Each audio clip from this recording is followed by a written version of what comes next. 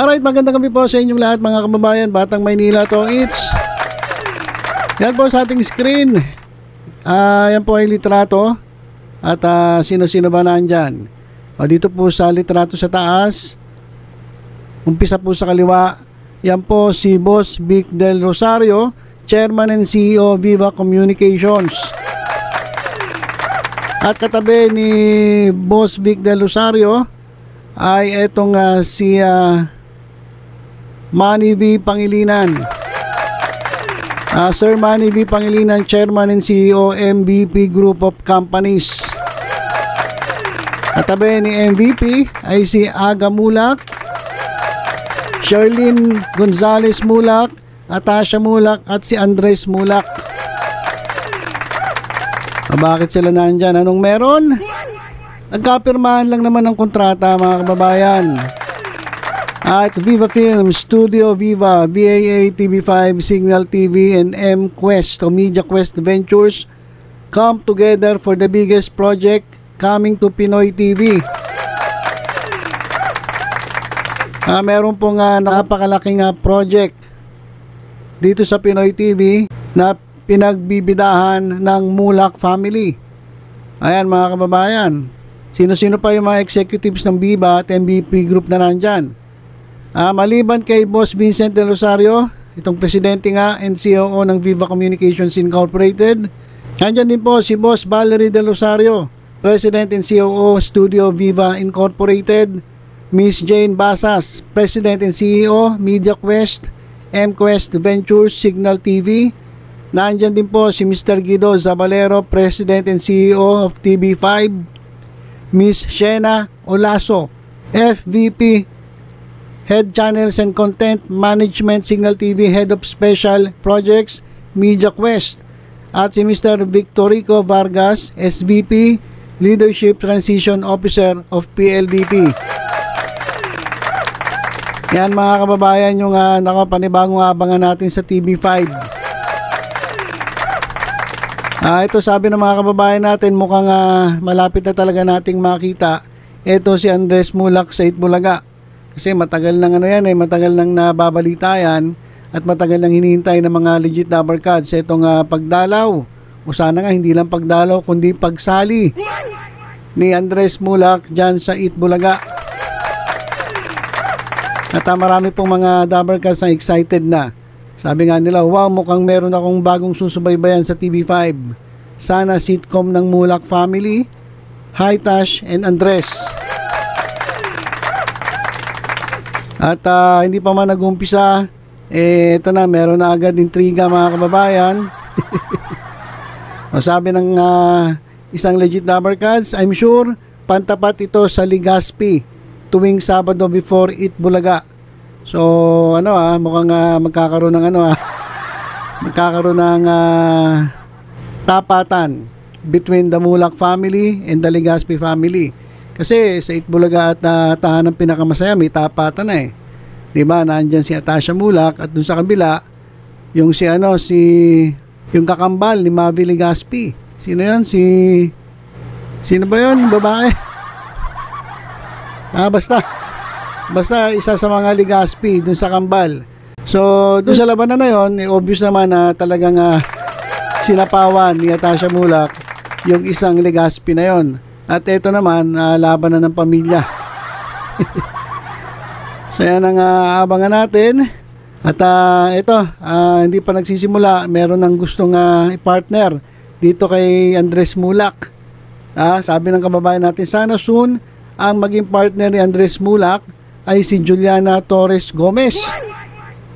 Itong anak ni Richard Gomez at ni Lucy Torres. Mukhang gusto gawing love team itong dalawa. Sabi nila, congrats Mulak family. Nakaka-proud talaga ang family na ito. Atasha Mulak, Andres Mulak, Sherlyn Gonzales Mulak at Aga Mulak. At ito naman, may hamon yung ilan sa mga kababayan natin may hamon. Ito. Sabi ng isang nag-comment dito sa post ng News 5. Sabi niya, sige nga, kapag napasikat ninyo ang kambal na Mulak, bibilib ako sa TV5. Ayan ha, hindi na ako manonood sa GMA. Lipat na lang ako sa TV5. Ang problema kasi sa inyo, wala kayong sariling talent center. Walang sariling programa, puro collab sa ABS-CBN. Pagdating probinsya, hina ng signal ninyo. Mabuti kung may signal ang lahat ng bahay.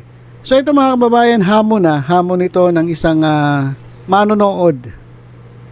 At yung sinasabi niya na mahina ang signal, dapat yan natanggap natin. Alam naman natin na hanggang ngayon ay patuloy pa rin ini-improve ang signal ng TV5, lalong-lalo na sa probinsya. At pagdating naman dito sa mga talents, pwede nating sabihin na konti pa lang ang talent ng TV5.